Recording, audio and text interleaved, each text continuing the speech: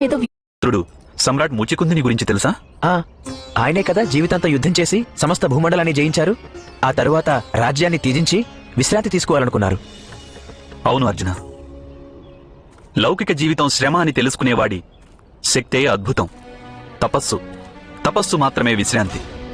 లోకుల్లో అధికులు లౌకిక జీవితంలో శ్రమయే సుఖమని భావించి అలసిపోతుంటారు. కాని విశ్రాంతి విషయం గురించి వారు ఆలోచించరు. ఆ గుహలో ముచికుంద మహర్షి సంవత్సరాల తరబడి తపస్సు చేస్తున్నారు. 100 ఏళ్ల నుంచి ఆయన తన కన్నులు తెరవలేదు.